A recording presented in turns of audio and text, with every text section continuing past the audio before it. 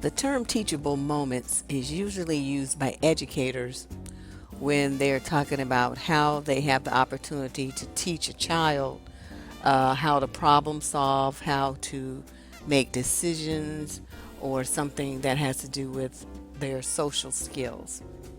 Um, to me, teachable moments cross all boundaries. It's something that can take place in relationships, romantic partnerships, or in family relationships, or in education setting with students. So I want to talk about that. This is like an augment to the video I did yesterday on Punkass Parenting. So I'm going to talk about how you can work with your kids, and also how you as women need to use these techniques with the men in your life. Now, let me give you an example. Many years ago, I was dating this guy. Ooh, he was so fine. It was just ridiculous.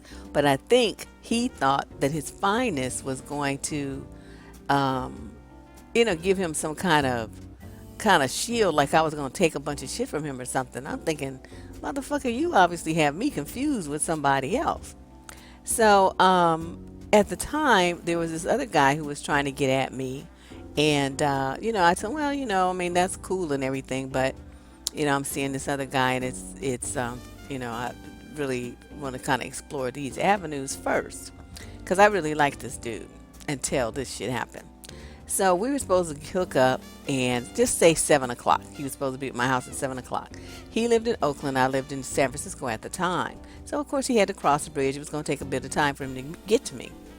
And he calls me about 20 minutes to 7 to say, oh, I'm at Skates. And I'm looking at my watch thinking, well, you must be leaving right about now, because otherwise you're not going to get here in time. And he's like, oh, yeah, I'm over here with some friends and blah, blah, blah. I said, okay, so what's that got to do with me? Oh, I'm going to be late. I'm like, well, I suggest that you figure that out, because if you're not here by 7:30, I'm gone. So at 7:20, I called a guy who had been trying to get at me and told him that I was going to be available. So at about 7:35, he pulls up at my house. I'm like leaving out my house, going down the stairs, when dude comes, the one who I was supposed to be going out with at 7, comes, busting out of his car down the block, all sweaty and out of breath and stuff, saying, I'm here, I'm here. I'm like, you late. Not only were you late for 7, you was late for 7:30. So I'm going out with this guy right here, and I'll check you out another time. Now, that was what was called a teachable moment. I didn't rant and rave. I didn't go off on him. I didn't tell him what he needed to do, should have done, would have could, nothing. All I said was, you had till 7:30, and you missed that window of opportunity, and so now I'm going out with someone else. You should have seen his face. So you know how they have the mirror on the side, right? In the passenger side, you can look behind you. That nigga was standing in front of my apartment building with his face cracked, just staring after the car. I mean, I kind of felt bad for about half a second. And then I went on and enjoyed the rest of my evening with the dude who had been putting in a lot of work to try to get at me. You know what I mean? So, I mean, it was a very enjoyable evening. He tried hard, and it was good. So I run back into, the 7 o'clock dude. The next day he called, how could you do me like that? Blah, blah, blah. I'm like, this is what you need to understand. If you tell me that you're going to be somewhere at a certain time and it involves me, you need to be there. I'm saying you don't have to be, but what happened to you yesterday is what will happen to you until I get sick of you, and then I will dump you altogether. So I'm not going to go off on you. I'm not going to tell you how to run your life or what you need to do and all this stuff. You're a grown man. I'm just telling you what I'm going to do, which is not wait for you. Honey, the rest of the time I dealt with that Negro, he was early. Okay, because that was a teachable moment. And he learned a valuable lesson. I don't know how cute you think you are, but I'm way cuter and I have way more options than you. So those are the kind of things I'm talking about. And as parents, our children are watching us constantly. You think that what you're telling them is sinking in, but what really sinks in is what you do. They watch everything you do. They listen to what you say for sure, but they really watch how you conduct yourself and how you communicate with other people and your actions, and they model themselves after that. And let me give you another story. When I was little, I was probably about 8 or 9 years old when this happened. There used to be this store in downtown San Francisco called Woolworths, and they had a counter where you could get, all these snacky foods that we never got to eat at home. So we used to like it when we went downtown. We would get to eat junk food because other than that, we was eating, like collard greens and cornbread and beans. And my mother cooked, so it was a unique treat for us to get some kind of like a grilled cheese sandwich or something like that. Something we didn't really get to eat at home too much. So one day we're there and my mother's with us, me and my brothers, and there was this guy who was begging outside the store, and my mother was looking at him and he said, can you help me? I just want to get something to eat. And he wanted some money. So when we went inside the store, my mom fed us, and we sitting at the counter having our milkshake and whatnot, and I kept seeing her looking. And so what she did was she ordered some fried chicken and a bag, and it came with like a bun or something, some little side dish, and she took the little thing outside. The guy was still there, and she gave it to him. That guy was so happy, and after that he left. I mean, because he had some food, and that's what he said that he wanted. It was kind of a test. She wanted to see if, I guess, if he was going to be still begging or whatever. But he opened that bag, honey, reached in there, as they say, and got a chicken leg and was walking down the street eating it and grinning. And that taught me as a person a very valuable lesson. Now, see, my mother didn't say a word. We were all watching her, though. The compassion that she had for this guy, the trust that what he said he was all about was actually true, and that she, spent some of her own money to make sure that this complete stranger had something in his stomach that night. So as children, we watch that, and it gives us a sense of compassion for people who are not doing as well as we are. It makes us feel, it made us feel, my brothers and I, that we could help someone, that we could matter in someone's life if we just thought outside of ourselves. So you see what I mean? You as a parent, you don't always have to lecture your kids. They're going to watch what you do. And that's much more powerful of a lesson than talking to them. And another example I want to give you, I had to teach my daughter a very valuable lesson. She probably, I don't know, fourth or fifth grade, and the police and CPS was doing a tour of all the schools in Oakland, and they came to her little school and they were talking to the children about child abuse and how to report it if they were being abused. The principle of that, I'm 100% behind, because a lot of kids don't know. So that in itself I didn't have a problem with. The problem I had was this little heifer comes home and she had an attitude. She's like, well, if you do something I don't like, I'm going to call CPS and I'm going to tell them on you and blah, blah, blah. And I'm sitting there looking at her thinking, this little bitch don't know who she's dealing with. So, but I didn't say a word. I said, oh, is that right? I said, get your coat, come with me. So we go in the car. And now, living in Oakland, there's some parts of Oakland that are so expensive and beautiful that you would not believe that it's the city of, quote, Oakland. But then there's parts of Oakland that are like just so disgusting, so much poverty, drug addiction, crime, that you don't even want to be like anywhere in the neighborhood. That's where I took her little black ass. So we in the car. I said, mash the button, make sure all the doors are locked, because, we about to go through some rough neighborhoods. And she's like looking like, what? What is she talking about? So I took her down to East Oakland. We're on East 14th Street, now known as International Boulevard. But everybody who's, grew up around here still calls it East 14th. We not tripping on that International Boulevard shit. So I took her down to the hardcore part of East Oakland on East 14th. And I'm letting her, I'm driving down the street. I'm pointing out things. I'm like, see that? Where all those flowers and those bottles and stuff are? And she's like, yes, it's those. Every time you see one of those, that represents somebody who died there. So we're going through, I mean, these things are everywhere, right? It's like the air of depression and death is just overwhelming. If you're like a empath, which I am, that's why I can't go to those neighborhoods too much, because it just, I need to lay in the bed for days after. So I'm showing her this stuff. Her eyes are getting bigger, right? So then I showed her all these like drunk people, like, homeless people, dirty, laying around, walking up and down the street with carts, pushing carts with all this shit. I said, now see, this is what happens when people don't go to school and they don't listen to their parents and they think they know everything. This is where you end up. And I showed her all the little girls, the hookering on the streets and all this stuff. These women on crack, they about as big as a toothpick. Said, look at them, look at them. They're on drugs, they're drunk, they're prostituting their bodies to make money. Probably they have diseases and stuff from being used by all these different men. And when you say that you want to give up what's at home, you want to give up the safety and security that I've built for you because you're angry that I want you to do chores. So you're going to call the CPS people, so that you end up in foster care. A lot of these people were foster kids, and they, at 18 they got kicked out on the street. They were still kids, but they had no other options than to fend for themselves because they don't have a mommy or a daddy to love them. I poured that shit on thick. By the time she finished, she was in tears. I drove her little ass home, and we didn't have no more problems out of her. Ain't heard about CPS since. And see, that's the kind of stuff that you have to do as a parent when these things appear, when these opportunities appear for you to teach your child lessons about life, about discipline, about decision making, about problem solving, about their social responsibilities, about money management. I mean, these are the kind of things that you have to take, these opportunities rather, that you have to take to teach your child how to live and how to develop some very valuable life skills. Another example, kids like to think money grows on trees.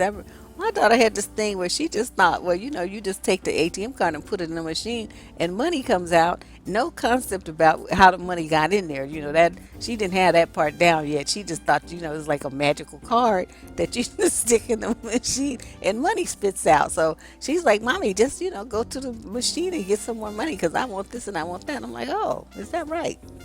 So one time when she graduated from elementary school, right, she about to go to middle school, my brother sent her $100 for her little present. So I said, okay, well, let's do something. Let's, because she was learning Excel and stuff, and the whole Microsoft suite at school and everything. So I had bought it at bootleg copy, and I had it on her computer for her to use as a study tool. So I said, okay, let's set up an Excel spreadsheet, and I'm going to teach you about how to budget. And so, we set it up and she put her $100, as the total. And we set up the formula so that every time she entered an expenditure, it would subtract from that total. I showed her how to do it. And so she was surprised. So every time she wanted something, because I had the $100. So every time she wanted something, I said, okay, well, go enter this in your spreadsheet. And, we're going to buy it. And here's your receipt. Enter this in your spreadsheet and deduct it from your $100. So she saw how quick that money went away, and she was very upset. Mommy, my money's almost gone. I'm like, yeah, isn't that kind of amazing how that happens? I wasn't upset. I wasn't going to lecture her. But see, that I showed her little ass. This is what happens. This is how you have money, and then pretty soon you don't when you be buying a bunch of miscellaneous bullshit. And so she learned a valuable lesson. Now my daughter, honey, she's like my grandmother. My grandmother's nickname used to be the Black Jew, and my daughter is the same way. She will squeeze, a dollar until it hollers for mercy. And so, but I mean, it was a very important information for her to have, so that in any time she makes sure she has money in the bank, and that she has, a very good grasp of the realities of handling her money for the future. Another thing about teachable moments is you can teach your children responsibilities around the household. This is extremely important. Like Miss Thing, honey, she thought she was a fashion model or something. I don't know what the hell she thought. Every time, I mean, she's changing clothes 2 or 3 times a day, and then when she would take them off, she would put them in the dirty clothes so they could get washed and dried and folded again by, guess who? Me. Oh, no, no, no, no, no, no. So I taught her little ass how to wash clothes. I said, okay, you sort them. I said, this is how you set the water temperature, and this is what you do. And then you got to make sure that you get them out before they, don't leave them in here, because then they'll get that mildew smell, and they'll smell, and it will be really hard to get out, and blah, blah, blah. I told her. Of course, she didn't do it. She mixed colors together. All her shit came out pink. She was upset. I just looked at her. I said, didn't I not tell you how to sort your clothes? Yes, Mommy. I said, but what happened? Oh, I just don't put them all in there together because save time. I said, oh. So see stuff like that. You get they need to learn a lesson. It didn't hurt her to wear pink clothes. She's a girl after all. It might have been a little different if she was a boy. But it was just one of those things. She learned how to do her laundry and now she's an expert. I taught her little ass how to iron, fold up her clothes, do everything. And it was all started because she thought that she was supposed to be some kind of like runway model and change clothes 3 times a day. No, we're not doing that. Another thing that really works well with children is teaching them how to shop. That is a skill set that everyone needs to know. Now, how my mother handled it was, say, we would go to the grocery store and we would look. She would start by having us look through the sale papers, and based on what was on sale, we would pick what we were going to eat that week. She taught us how to make a week's menu plan. We would look for the items that would be on sale, and we would, respond accordingly. Now, this is all stuff she taught. We would thought it was exciting to us because we felt like we were contributing to the family meal plan, and it was going to be stuff that we wanted to eat. So my brothers and I love that shit, right? So then we get in the car, we go to the grocery store, we all have our little list, and we have to make sure that we stayed in budget. So she taught us how to price shop, the value shop based on the price per ounce or the price per pound or whatever, whatever it was. That's comparison shopping. How to keep a running tally of what we were spending so that we wouldn't be embarrassed when we got up to the cash register. The different qualities of food, how to choose produce, all kinds of stuff were learned in an active, kind of interactive way, actually shopping and then coming home and learning how to cook it. So it was done in a way that it was like an experiment. It was fun. We participated in it. We quote got to do these things. That's how we were taught how to do it. So it was never like, get your ass in there and cook and just throw you to the wolves. She was with us every step of the way. And so now my oldest brother can cook better than me. I mean, it's just ridiculous. And even my youngest brothers can cook. So, we all know how to cook. We all know how to shop. We all know how to look for a deal in the stores. And those are valuable lessons that we learned as kind of a game with my mother. She was, I think, very far ahead of her time in certain respects. I also told you guys about the life lesson yesterday where my friend who did refuse to take out the garbage and went to bed, his mother threw the trash all over him and all over his head while he was asleep. And, he learned a very valuable lesson that if mama say do something, you need to get your ass up and do it then. So he learned that. Another commenter posted about how her daughter, the daughter's son, so this woman who posted it was her grandson, thought that he was supposed to be mad and slam his door, right? So his mama goes in with a screwdriver and takes the door off the fucking hinges and puts the door in storage. So this little motherfucker didn't have a door for 6 months. So by the time he got a door, he was so happy he just closed that shit like it's a silencer on it or something. So see, that's what I mean. As parents, you don't always have to yell. You don't always have to say even say a word. You do something. And it shows your child that you mean business. And it's the same way, ladies, with men. You can't talk to them about, well, if you don't do this, I'm going to do that. And you going through all these threats and all this old stuff. You don't do all that. You just tell him in the beginning when you guys are negotiating your relationship what your boundaries and parameters are for you to remain in the relationship. And then so he knows he's been put on notice. And if he should decide to violate any of the terms of that agreement that you two have established, then it's like it voids the contract. I mean, it's that way in the legal system. So it has to be that way in your relationship. You do not continue to do business with someone who violates the contract. That's at the core of honest and fair dealing in business. It must be the exact same way in relationships. However, what too many of you do, you threaten to leave and you threaten all this stuff, but then when it comes time to actually put it in action and put your feet in motion and walk away from some motherfucker, you sit, you cry and whine and you say, oh, well, I forgive you, let's try again. Okay, well, now he knows he got you. Now he knows that you talk shit and you don't really mean anything that you say. You can't do that. You have to be a woman of your word. Have a fucking backbone. And that's the same way you got to be with your children. They have to have a healthy respect for you, that you mean what you say and that you're going to do what you say you're going to do.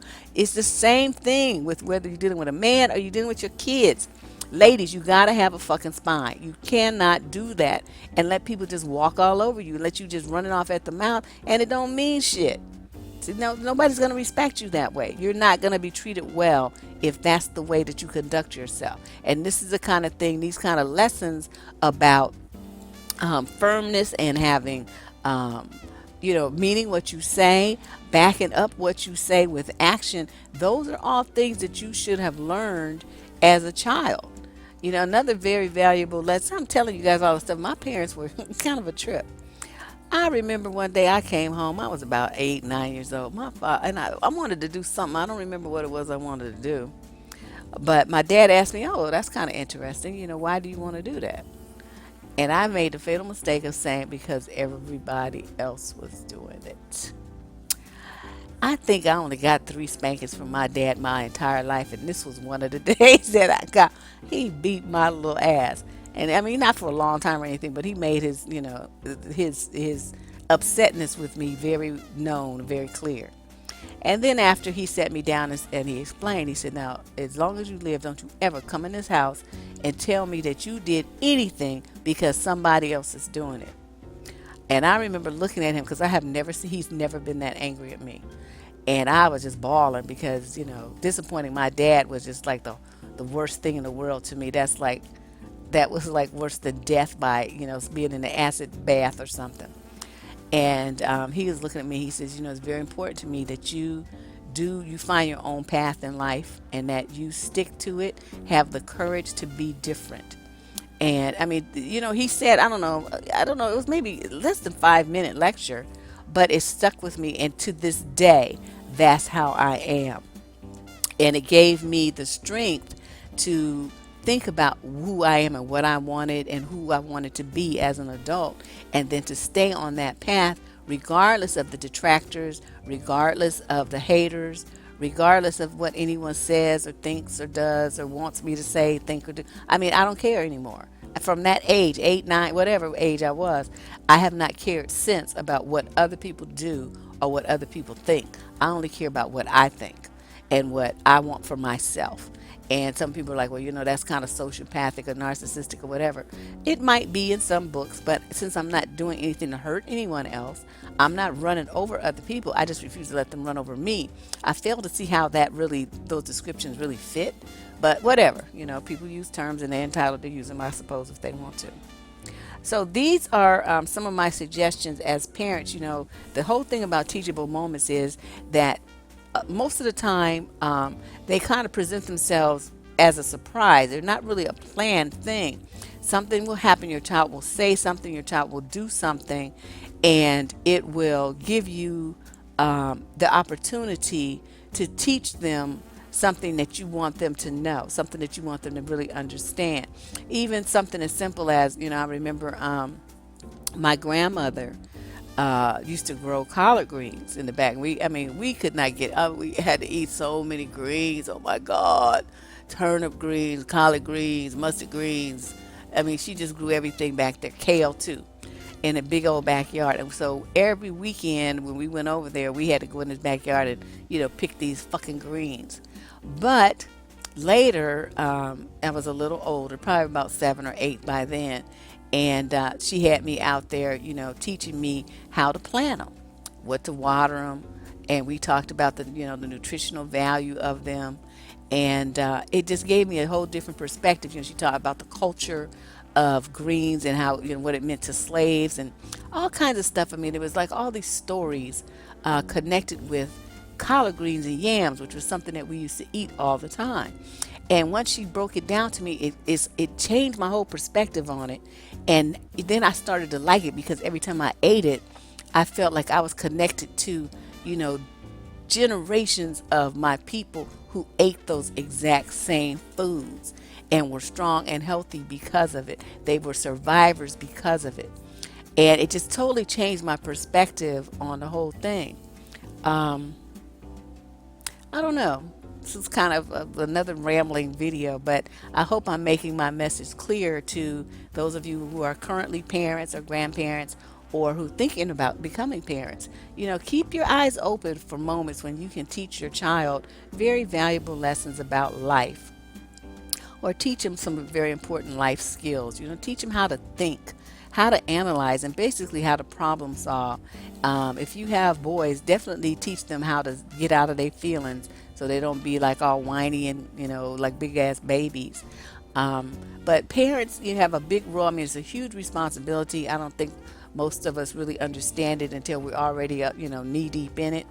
But I just wanted to share those stories of, my own personal experiences with my parents and grandparents, just to give you some ideas of how you can utilize different situations and teach your kids some extremely valuable lessons about themselves, about other people, and about society in general. It'll make all of us better people. You for being a teacher and imparting some very important knowledge to your children, and to your children for being connected to you in a way that they never have been before.